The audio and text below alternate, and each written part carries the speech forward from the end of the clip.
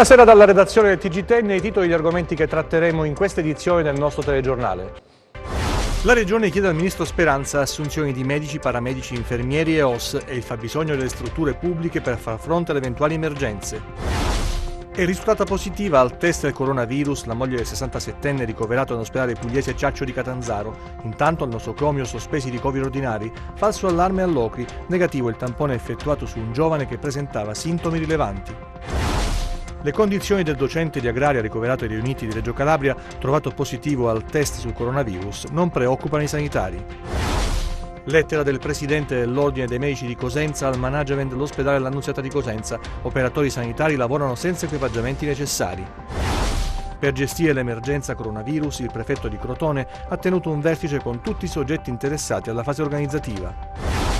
Arvo è stato ucciso. Il lupo che qualche settimana fa era stato salvato da 2 automobilisti e curato in una clinica veterinaria di Cosenza. Dunque ancora buonasera, il coronavirus in primo piano, o meglio la preoccupazione che la Calabria non sia pronta ad un'eventuale emergenza. Dalla Regione parte un SOS al Ministro Speranza con delle richieste precise. È stata fatta la ricognizione del fabbisogno nelle strutture sanitarie di tutta la Regione. Vediamo cosa è emerso. Dalla Calabria parte un SOS al Ministro della Salute Roberto Speranza. La Regione ha chiesto l'assunzione di dirigenti medici specializzati in pneumologia, rianimazione, infettivologia, cardiologia, medicina interna, pronto soccorso, oltre al personale paramedico, infermieristico e OSS. Una richiesta, dice il Presidente della Regione Calabria Iole Santelli, che si è resa necessaria dopo un'accurata analisi del fabbisogno di personale nelle strutture sanitarie pubbliche. Ci auguriamo, dice la Santelli, che il Ministro dia una risposta immediata a queste richieste, che riteniamo essenziali per far fronte a un'eventuale emergenze. C'è una sola novità nella giornata di oggi, la risultata positiva la moglie del paziente 67enne ricoverato al pugliese Ciaccio di Catanzaro e intanto il nosocomio catanzarese ha sospeso i ricoveri ordinari. Anche la moglie del 67enne catanzarese ricoverato nel reparto di malattie infettive dell'ospedale di Catanzaro perché affetto da coronavirus è risultata positiva al test. Si attende la conferma, come da protocollo, dall'Istituto Superiore della Sanità. La donna è asintomatica, per questo è in quarantena a casa. Sono invece risultati negativi i tamponi sugli operatori sanitari, un medico, un infermiere e 2 OSS del pronto soccorso del pugliese Ciaccio che avevano avuto contatti con il paziente. Negativi anche i tamponi effettuati sul medico di famiglia e sul fratello pediatra del 67enne. L'uomo, lo ricordiamo, ha contratto l'infezione dopo una vacanza in Trentino. Durante il viaggio di ritorno ha accusato i primi sintomi del malessere. Prima di essere sottoposto al tampone è stato visitato dal medico di base e poi in pronto soccorso. Per questo la task force istituita all'ospedale di Catanzaro ha ricostruito gli incontri avuti dal 67enne sottoponendo a tampone tutte le persone entrate in contatto con l'uomo. Intanto al pugliese Ciaccio di Catanzaro sono stati sospesi tutti i ricoveri ordinari, escluse le urgenze non differibili. La decisione è stata assunta dal direttore sanitario dell'azienda ospedaliera Nicola Maurizio Salvatore Pelle per essere preparati, ha detto, all'eventualità di un incremento di ricoveri. Dicevamo nessuna novità di rilievo perché è risultato negativo, c'è stato un falso allarme all'Ocri, è stato effettuato un tampone su un giovane che si era presentato con dei sintomi importanti, dunque è stato effettuato il tampone che ha dato esito fortunatamente negativo. Intanto sono buone le condizioni del docente di Reggio Calabria.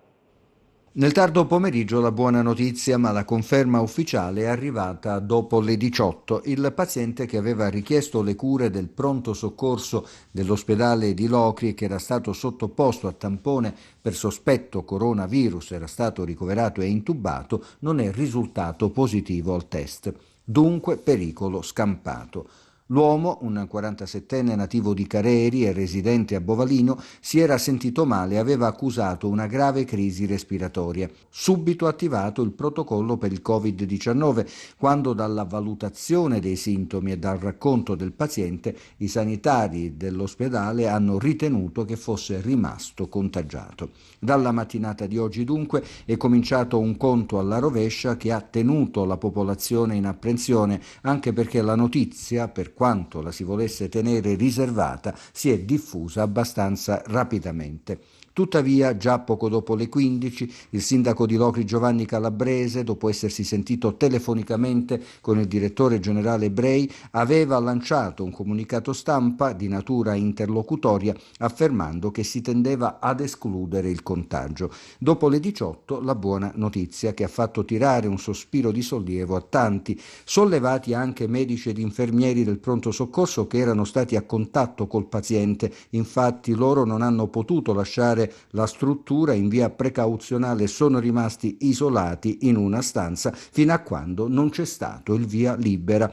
Intanto confermate le buone condizioni di salute del docente della facoltà di agraria di Reggio Calabria, rimasto contagiato e ricoverato agli ospedali riuniti. Nelle ultime ore non si esclude anche che il professore possa proseguire le cure nel suo domicilio.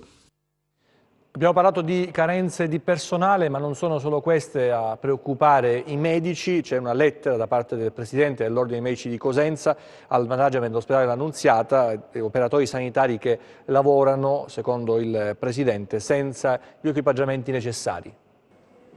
L'Ordine Provinciale dei Medici Chirurghi e degli Odontodiatri di Cosenza e Provincia ha scritto una nota indirizzata al dirigente generale del Dipartimento Tutela Salute della Regione Calabria, oltre al commissario Cotticelli e al commissario straordinario dell'ASP di Cosenza e per conoscenza anche al ministro Speranza, portando all'attenzione una problematica che riguarda la mancata adozione di tutte quelle concrete, strutturali, iniziative e provvedimenti dettati dalle linee guida scientifiche e dal buon senso e recepite nei provvedimenti normativi, regolamentari ed amministrativi adottati dal Governo e da tutte le altre autorità competenti per la mitigazione del rischio contagio e la salvaguardia della salute tanto dei pazienti che degli operatori sanitari. Ci viene segnalato, fanno sapere, che ad oggi nessuna iniziativa organica e strutturale è stata ancora assunta per dotare tutti gli operatori sanitari dei necessari equipaggiamenti di difesa personale del contagio come le mascherine idonee, le tute e le visiere,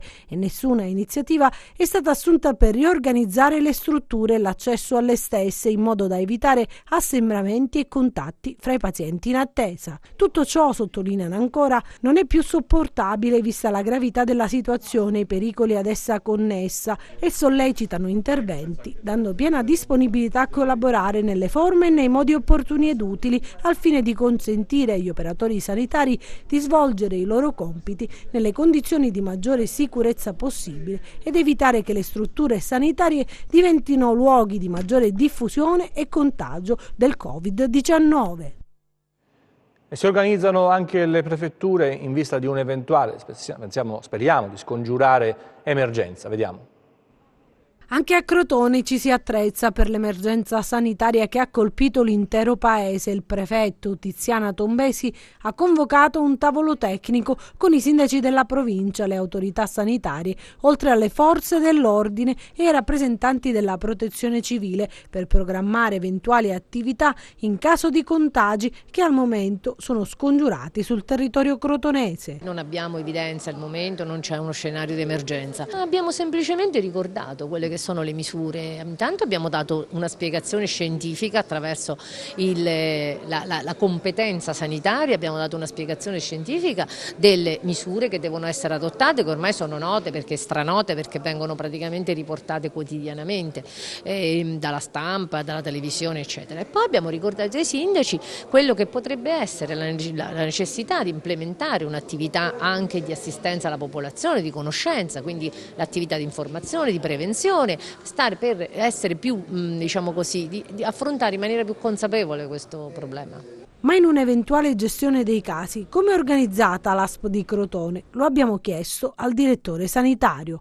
L'ASP di Crotone è organizzata sulla base di una pianificazione regionale che individua ovviamente delle strutture di riferimento per casi anche sospetti. È fondamentale da parte di soggetti, e ribadisco questo concetto, da parte di soggetti che accusino sintomatologia compatibile con sintomi correlati al Covid-19 di far riferimento al proprio medico di famiglia o alla guardia medica, e il medico di famiglia attraverso un triage garantirà la valutazione della definizione del caso stesso e adotterà le misure che sono dovute, tra cui il trasferimento attraverso il 118 alla struttura di riferimento. Quello che preoccupa è soprattutto capire se la provincia crotonese è dotata di posti letto in caso di emergenza da coronavirus. Sulla base del livello di rischio vengono individuati i posti letto a livello regionale e definiti poi a livello locale, quindi vi sono delle indicazioni con una catena specifica di comando che vede nella regione la cabina di regia per la gestione dei posti letto. Sui posti letto interviene la provincia di Crotone che sollecita l'attivazione dei 10 posti letto nel reparto di rianimazione previsti dal piano sanitario regionale per affrontare al meglio un'eventuale emergenza. Lo dice il presidente facente funzioni che ha scritto al commissario per la sanità, a Cotticelli, al prefetto di Crotone Tiziana Tombesi, ricordando che attualmente i posti letto disponibili sono 4 effettivi e 1 mobile che si attiva in caso di necessità, una dotazione che quindi è ridotta rispetto ai 10 previsti. C'è preoccupazione anche per gli avvocati. Da oggi anche nei tribunali calabresi scatta l'astensione degli avvocati che aderiscono allo sciopero proclamato dall'organico congressuale forense, l'organismo congressuale forense, e intanto le camere penali chiedono un intervento del governo e si chiedono come mai chiudono le scuole e non i tribunali. Da oggi lo sciopero degli avvocati proclamato dall'organismo congressuale forense per ridurre il rischio di contagio da coronavirus negli uffici giudiziari e anche nei tribunali calabresi c'è apprensione, ma qual è oggi la situazione a Catanzaro? In merito al profilo giudiziario è di attesa.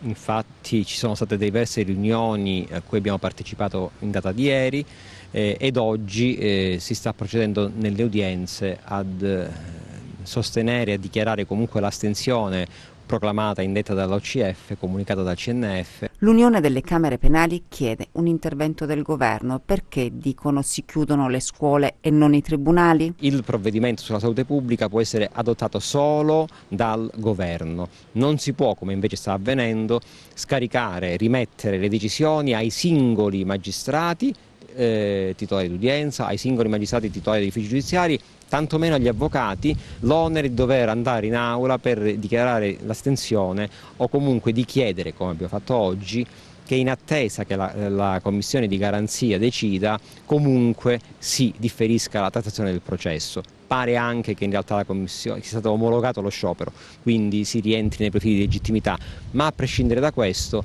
noi protestiamo la mancanza del governo. Si è deciso di chiudere le scuole, misura abbastanza severa che coinvolge l'intero territorio nazionale, quindi non solo le regioni colpite. Non si vede il distinguo plausibile tra le scuole e le aule e i palazzi di giustizia. Arriva qualche spiffero proprio in questa direzione, perché la giustizia potrebbe fermarsi addirittura fino al 30 giugno, sarebbe la misura a più lungo termine decisa finora dal governo. Questa è l'ipotesi su cui sta lavorando il ministro Alfonso Bonafede nel decreto sul tavolo del Consiglio dei Ministri in serata, che imporrebbe una serie di restrizioni a tribunali e procure di tutta Italia. Questa è soltanto una bozza. E sempre per il Covid-19 stop alle attività di formazione ecclesiastiche, tra cui il catechismo e in chiesa. Cambiano alcuni passaggi nelle celebrazioni. Il Duomo a Cosenza, gli occhi rivolti verso la patrona della città.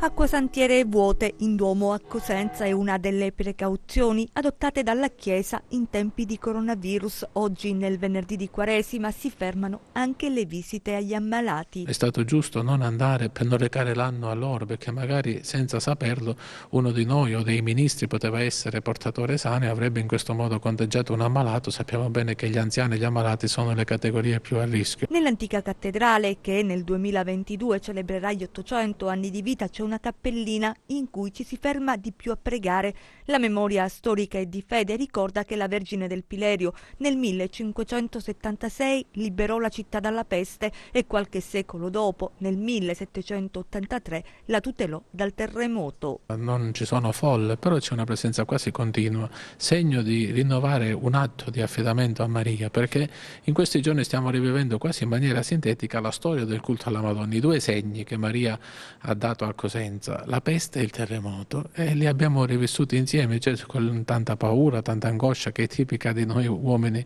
di noi persone mortali, però veniamo qui a chiedere protezione, ma anche ad avere quella forza per affrontare le prove che la vita ci presenta e che certamente nessuno di noi si può scegliere. La lunga navata consente, dice Don Luca, di rispettare la distanza di sicurezza prevista dal decreto emanato dal governo. Domani il sacramento delle Cresime si svolgerà regolarmente. Limitazioni riguardano la formazione. Tutte le attività di catechesi, gli incontri, oppure anche momenti aggregativi tipo riunioni di consigli pastorali, che diciamo non rientrano nella necessità quotidiana della Chiesa. In Chiesa, ricorda infine il rettore del Duomo, in questo momento vietato scambiarsi la pace e la comunione si riceve rigorosamente sulle mani. Effetto coronavirus che è deleterio per i viaggi, il settore è naturalmente paralizzato, le agenzie sono costrette ad annullare quotidianamente delle prenotazioni, voli annullati anche in Italia, viaggi all'estero complicati dalle restrizioni imposte a chi arriva nel nostro paese. L'agenzia di viaggio è vuota, la gente ha paura, teme di spostarsi, giorni difficili, l'ultima settimana da incubo per gli addetti ai lavori. In questa settimana siamo intorno, l'ultimo annullamento l'ho avuto stamattina, una crociera, quindi siamo sui 6 annullamenti. Su 7 giorni di lavoro, 6 annullamenti sono relativamente alla perdita della nostra commissione, ma è il minore dei problemi, è proprio l'impatto che c'è sul turismo. Sul turismo, che è un impatto notevole. Siamo letteralmente bloccati. Diciamo che rispetto all'anno scorso e agli altri anni in cui, grazie a Dio, la mia agenzia, essendo in una zona centrale di Cosenza, è molto conosciuta, quindi ha un incremento di produzione anno dopo anno, adesso siamo in netta regressione. Aprire le mail e scoprire il volo annullato. Covid-19, Laudamotion ha annullato il volo dalla Mezzi a Vienna dei clienti. Accade anche per i voli nazionali. Viaggiare almeno fino al 9 e 10 aprile, ci dicono, sarà una vera e propria lotteria, per non parlare dei viaggi all'estero a cui si rinuncia per le restrizioni imposte da alcuni paesi. Hanno annullato il viaggio perché una volta arrivati in Polinesia dal Giappone, perché loro si fermavano prima in Giappone, verranno sottoposti tramite un corrispondente in Giappone a una visita accurata in clinica a Tokyo. Quindi loro dicono: guarda, metti caso io avrò un 37,2 di febbre e mi mettono in quarantena a Tokyo, il viaggio di nozze è 15 giorni, cosa vado a farci? Cosa viaggio a fare? Parliamo di una perdita di 20.000 euro. Cosa fare allora? Qui per esempio si è pensato di puntare sul turismo locale. Il primo obiettivo della mia agenzia è proprio valorizzare il nostro territorio, quindi sto organizzando il classico trenino in Sila, con il cantastorie William Gatto, che è il nostro tour leader e guida dell'agenzia. Organizziamo anche delle escursioni coast to coast sulla costa tirrenica e ionica, quindi cerchiamo di muoverci localmente. È stata una brutta giornata per gli animali. Intanto cominciamo dal lupo Arvo, lo ricorderete, la storia aveva fatto il giro d'Italia, se non del mondo, il lupo ritrovato da automobilisti, curato e rimesso in libertà. Purtroppo ha fatto una bruttissima fine. Sentiamo. Questa immagine che devasta il cuore è quella che hanno visto i carabinieri forestali. Lui è Arvo, il lupo salvato agli inizi di gennaio da 2 automobilisti a San Pietro in Guarano. Dopo essere stato curato in una clinica veterinaria di Cosenza, era stato munito di radiocollare e rimesso in libertà.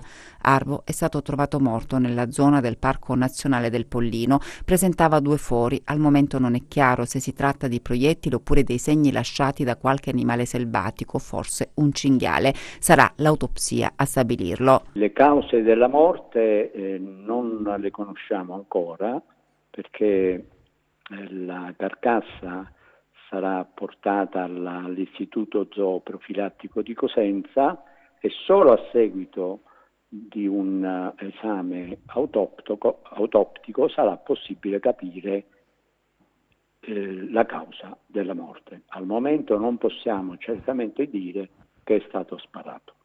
Presenta 2 fori, quindi potrebbero essere anche compatibili con l'attacco di cinghiali oppure altri animali?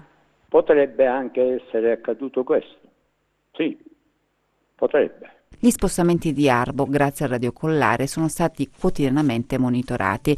Ha percorso in questi mesi molti chilometri. Era finito come punto più distante dal punto di reimmissione di libertà, era arrivato a San Severino Lucano, quindi di chilometri ne ha fatti veramente tanti, in lungo e in largo, era finito sulla catena costiera, poi si era spostato in direzione del parco del Pollino. Adesso stava rientrando, diciamo, dal territorio di San Severino Lucano, stava rientrando nuovamente verso la Calabria, poi si è perso il contatto, il collegamento, cioè si è perso, non abbiamo più ricevuto il dato relativo allo spostamento di 2 giorni fa, dopodiché ci siamo un po' preoccupati e purtroppo la preoccupazione era quella che poi abbiamo dovuto, ahimè, verificare. Lascia un po' l'amaro in bocca questa storia, Presidente. Molto, perché ci eravamo veramente impegnati e avevamo messo questo radiocollare che ci consentiva anche di acquisire tutta una serie di dati sensibili, dati statistici sugli spostamenti. È una storia che purtroppo è finita male, ci dispiace veramente tanto. E qui c'è il dubbio appunto sulle cause che potrebbero essere anche, fra virgolette, naturali. Invece non c'è nessun dubbio sul gesto orribile che è stato invece commesso a Lauropoli, a Cassano. Un cane è stato impiccato al palo di una recinzione privata, un gesto di inaudita e terribile violenza, così lo definisce anche il sindaco di Cassano, Papasso. E adesso i nostri 100 secondi, vediamo.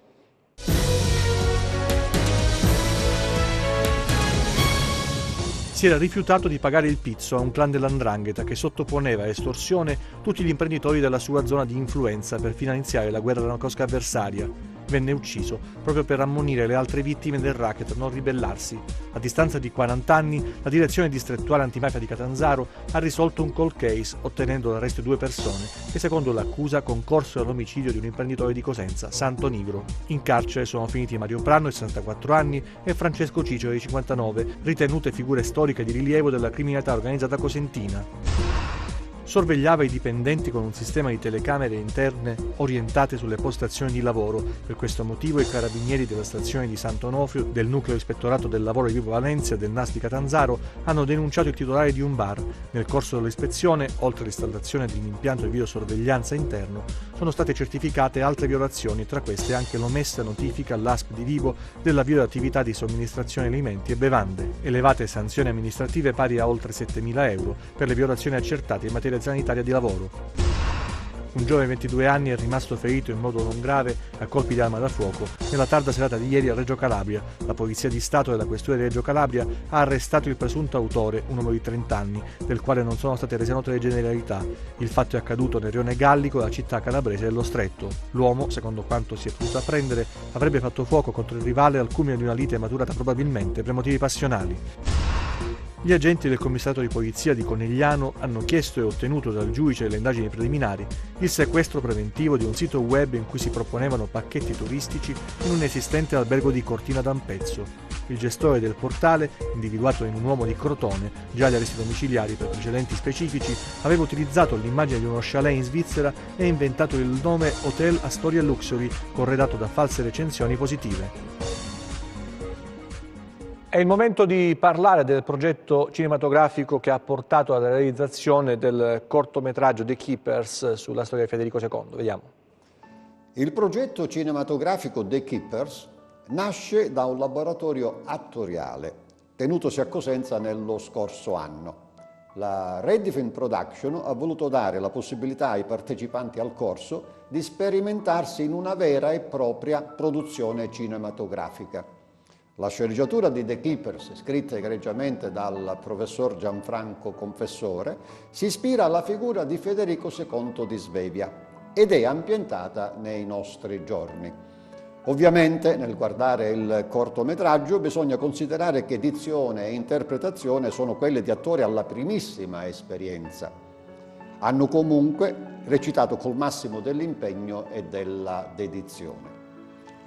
The Keepers doveva essere proiettata in prima nazionale al Cinema Modernissimo di Cosenza il 2 marzo scorso, ma per motivi sanitari che tutti noi conosciamo si è deciso di rinviare. Abbiamo pensato di mandare in onda in anteprima un incipit del corto su Tele Europa Network, nostra partner, e tra qualche giorno lo troverete su tutti i principali social. Amici, buona visione, grazie.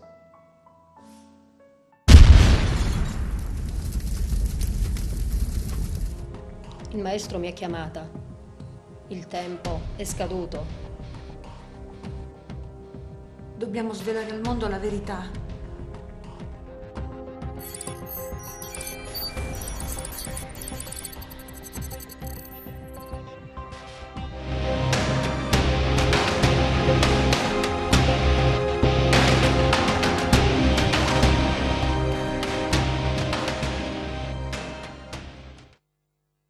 È il momento di vedere che tempo farà domani, vediamo.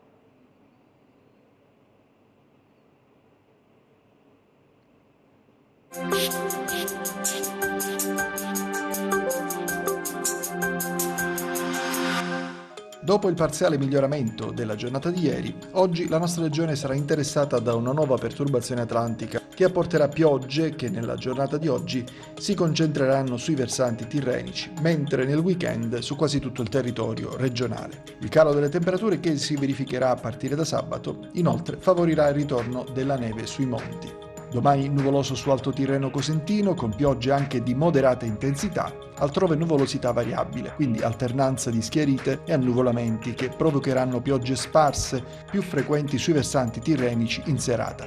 Nevicate sui monti a quote che durante la giornata andranno gradualmente a diminuire, fino ad attestarsi dal pomeriggio intorno ai 1200 metri su Pollino, localmente a quote anche più basse. Temperature in generale calo, in particolare sui versanti ionici. Passiamo a mari e venti, domani Mar Tirreno e Basso Ionio molto mossi, Golfo di Taranto mosso. Venti da sud-ovest moderati, localmente forti su Basso Tirreno e al largo del Basso Ionio. Prima di salutarci vi ricordo il nostro sito web www.meteoincalabria.com e la nostra pagina Facebook Meteo in Calabria. TG che finisce qui, ci vediamo nelle prossime edizioni, grazie per la vostra attenzione, arrivederci e ancora buona serata.